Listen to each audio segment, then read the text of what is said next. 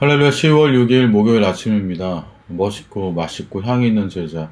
10월의 어느 멋진 날에 여러분은 어떤 제자로 살고 계십니까? 특별히 오늘은 멋있는 날에 멋진 제자로서의 삶이 저와 여러분 가운데 있기를 소망해 봅니다. 오늘도 함께 찬양하며 이 아침을 열어가도록 하겠습니다.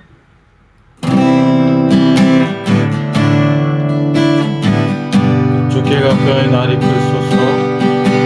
주께 가까이 날 이끌소서. 간절히 주님만을 원합니다. 세워주소서. 주의 사랑을 진정한 찬양 드릴 수 있도록 주께 가까이 주께 가까이 날 이끌소서. 간절히 주님만을 원합니다. 세워주소서. 주의 사랑을 진정한 찬양 드릴 수 있도록 마른 나의 영혼 주를 부르니 나의 맘만 적어주소서. 주님만을 원합니다. 더 원합니다. 나의 맘만 적어주소서. 목마른 나의 영혼 주를 부르니 나의 맘만 적어주소서. 주님만을 원합니다. 더 원합니다. 나의 맘만 적어주소서. 주님만을 원합니다. 더 원합니다. 나의 맘만 적어주소서.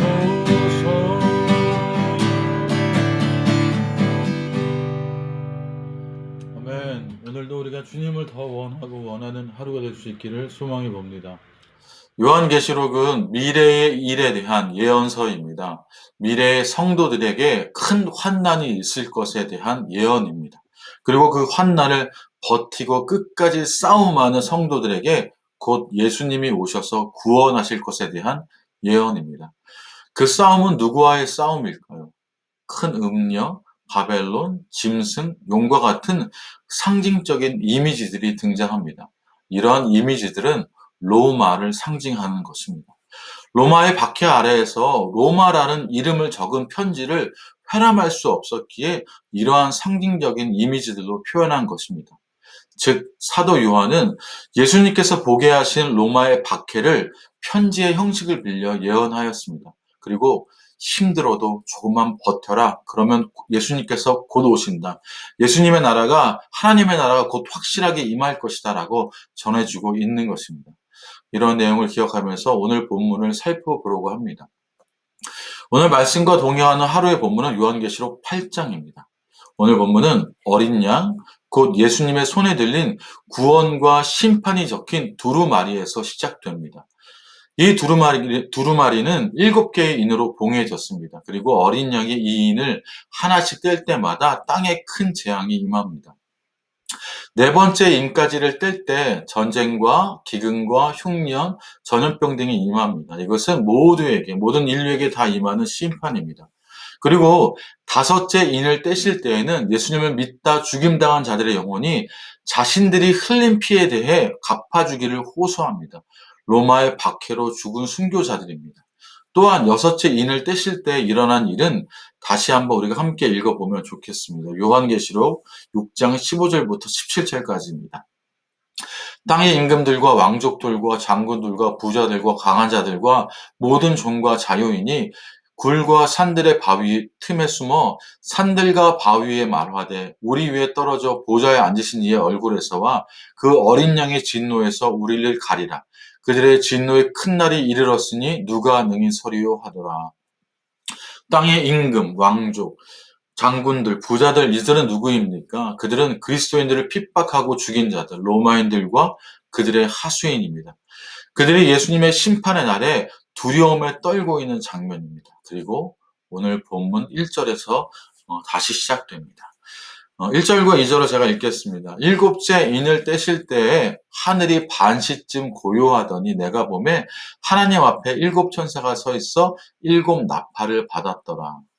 이제 마지막 일곱째 인이 떨어질 때 모든 세상이 고요해집니다. 심판의 불벼락이 떨어지기 전 모두가 숨죽이고 있는 듯한 긴장감이 느껴집니다. 이때 하나님 앞에 천사가 서 있어서 일곱 나팔을 받습니다. 나팔은 전쟁을 시작하거나 전쟁 중에 왕이 나타날 때 긴장해야 할 그 순간 주목시키기 위해 사용합니다. 나팔을 불게 되면 모든 사람이 주목하게 되고 나팔 듣는 사람들은 무언가 주의해야 할 필요를 느낍니다. 또한 이스라엘의 절기 나팔절에는 나팔을 불어 회개를 촉구합니다. 나팔절은 히브리어로 욤 하딘이라고 하는데 심판이 시작됨을 알리는 나팔 소리라는 뜻입니다. 나팔절에 나팔을 부는 이유는 심판이 가까웠으니 회개하라는 의미입니다. 본문에서 천사가 일곱 나팔을 들었습니다. 하나님 앞에서 완전수 7인 일곱 천사와 일곱 나팔. 말씀을 읽는 우리들, 저와 여러분에게는 어떤 분위기가 느껴지십니까? 완전한 심판이 임할 것 같은 분위기 속에서 말씀을 읽는 우리들에게도 무언가 대단한 일이 일어날 것 같은 느낌이 듭니다. 당장이라도 천사가 나팔을 불면 왕 대신 하나님이 나타나셔서 심판의 불을 쏟아 부으실 것만 같습니다. 그래서 모든 만물이 숨죽여 무슨 일이 벌어지는가 지켜보고 있습니다. 계속해서 3절과 5절까지의 말씀입니다. 또 다른 천사가 와서 제단 곁에 서서 금 향료를 가지고 많은 향을 받았으니 이는 모든 성도의 기도와 합하여 보좌 앞 금 제단에 드리고자 함이라. 향연이 성도의 기도와 함께 천사의 손으로부터 하나님 앞으로 올라가는지라. 천사가 향로를 가지고 제단에 불을 담아다가 땅에 쏟음에 우레와 음성과 번개와 지진이 나더라. 이제 다른 천사가 금 향로를 가지고 그 향을 받습니다. 그리고 성도의 기도와 합해서 하나님 앞에 올려드립니다. 그리고 그 향로에 제단에 불을 담아 땅에 쏟자 우레와 음성과 번개와 지진이 납니다. 이 표현은 하나님의 임재를 상징합니다. 모세가 시내산에서 하나님을 만날 때의 풍경과 닮아 있습니다. 출애굽기 19장 16절부터 19절까지의 말씀입니다. 셋째 날 아침에 우레와 번개와 빽빽한 구름이 산 위에 있고 나팔 소리가 매우 크게 들리니 진중에 있는 모든 백성이 다 떨더라. 모세가 하나님을 맞으려고 백성을 거느리고 진에서 나오매 그들이 산기슭에 서 있는데 시내산에 연기가 자욱하니 여호와께서 불 가운데 거기 강림하십니다. 그 연기가 온기가마 연기같이 떠오르고 온 산이 크게 진동하며 나팔 소리가 점점 커질 때에 모세가 말한즉 하나님의 음성으로 대답하시더라. 천사가 많은 향을 받아 향연과 성도의 기도를 하나님께 올려드리자 하나님의 임재가 나타납니다. 하나님이 임하십니다. 순교자의 기도, 성도의 기도에 하나님께서 응답하신 것입니다. 완전한 심판과 하나님의 나라를 보여주시기 위해서 나타나신 것입니다. 그리고 6절부터 13절까지는 마치 애굽을 치신 하나님의 10가지 재앙을 보는 듯합니다. 6절부터 13절의 말씀을 제가 읽겠습니다. 일곱 나팔을 가진 일곱 천사가 나팔 불기를 준비하더라. 첫째 천사가 나팔을 부니 피 섞인 우박과 불이 나와서 땅에 쏟아지매 땅의 3분의 1이 타버리고 수목의 3분의 1도 타버리고 각종 푸른 풀도 타버렸더라. 둘째 천사가 나팔을 부니 불 붙는 큰 산과 같은 것이 바다에 던져지매 바다의 3분의 1이 피가 되고 바다 가운데 생명 가진 피조물들의 3분의 1이 죽고 배들의 3분의 1이 깨지더라. 셋째 천사가 나팔을 부니 횃불같이 타는 큰 별이 하늘에서 떨어져 강들의 3분의 1과 여러 물샘에 떨어지니 이 별 이름은 쓴쑥이라. 물의 3분의 1이 쓴쑥이 되매 그 물이 쓴 물이 됨으로 많은 사람이 죽더라. 넷째 천사가 나팔을 부니 해 3분의 1과 달 3분의 1과 별들의 3분의 1이 타격을 받아 그 3분의 1이 어두워지니 낮 3분의 1은 비추임이 없고 밤도 그러하더라. 내가 또 보고 들으니 공중에 날아가는 독수리가 큰 소리로 이르되 땅에 사는 자들에게는 화가 있으리니 이는 새 천사들이 불어야 할 나팔 소리가 남아 있음이로다 하더라. 첫째 천사가 나팔을 불자 우박과 불이 나와 땅에 쏟아집니다. 애굽에 내린 일곱 번째 재앙과 같아 흡사해 보입니다. 둘째 천사가 나팔을 불자 큰 산 같은 것이 바다에 던져졌는데 바다의 3분의 1이 피가 됩니다. 이것은 애굽의 첫 번째 재앙과 유사합니다. 넷째 천사가 나팔을 부니 해, 달, 별의 3분의 1이 빛을 잃습니다. 이것은 애굽의 아홉 번째 재앙, 흑암 재앙과 비슷합니다. 애굽의 재앙들의 특징이 무엇입니까? 흑암이 애굽인들 위에 있지만 이스라엘 백성 위에는 빛이 있었습니다. 애굽의 장자는 죽어도 이스라엘의 장자는 멀쩡했습니다. 하나님의 보호하심, 하나님의 백성들을 보호해 주신다는 것입니다. 요한계시록을 통해 박해자 로마에게는 심판이고 두려움으로 임하시지만 그리스도인들에게는 보호와 구원과 기쁨으로 임하실 것을 계시하고 계십니다.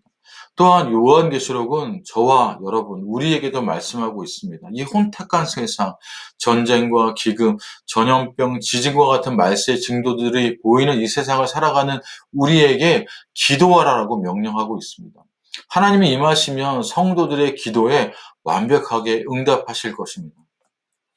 사랑하는 푸른나무교회 성도 여러분, 오늘 우리가 이 땅에 살아갈 때 우리에게 로마 제국 같은 핍박자는 누구입니까? 우리의 영적인 대적은 누구입니까? 세상과 싸우고 사탄과 대적할 때 우리가 혈기로 불끈 움켜진 주먹으로 싸워야겠습니까? 아니면 겸손히 모은 두 손의 기도로 싸워야겠습니까? 요한계시록은 우리에게 말씀합니다. 성도는 기도로 싸워야 합니다. 천지를 진동하는 능력은 기도에서 출발합니다. 하나님의 사람들은 기도로 씨름하며 기도로 싸움해야 합니다. 하나님의 임재 전에 성도들의 기도가 향연과 함께 올라가서 다시 그 향로의 불을 땅에 쏟는 일이 먼저 일어났습니다. 이것은 하나님께서 성도의 기도가 얼마나 귀한 것인가를 말씀해 주시는 것입니다. 나의 운명을, 가정의 운명을, 이 나라 이 민족 이 땅의 운명을 좌지하는 것은 저와 여러분의 기도입니다. 하나님은 기도의 사람을 통해서 우리와 함께 일하십니다. 우리는 우리의 기도의 응답이 너무 더뎌서 너무 지치고 힘들지라도 우리는 기도해야 합니다. 우리가 원하는 대로 그 응답이 이루어지지 않더라도 우리는 기도해야 합니다. 포기하고 싶을지라도 우리는 기도해야 합니다. 영적 싸움의 무기인 기도로서 우리는 함께 시작하고 끝을 맺어야 합니다. 우리가 함께 그렇게 기도하는 사람이 되었으면 좋겠습니다.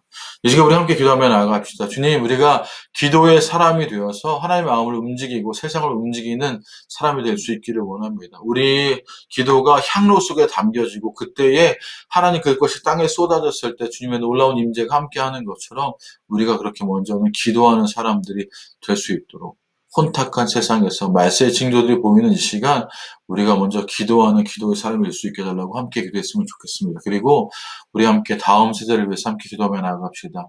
말세를 살아가는 우리 다음 세대들이 정말로 기도의 사람들이 먼저 되어서 주님께서 원하시고 바라시는 삶들, 더욱 주님을 원하고 주님께서 세워가시는 다음 세대들이 되기를 소망하며 여러분 함께 기도해 주십시오. 우리 그렇게 함께 기도하며 나갑시다.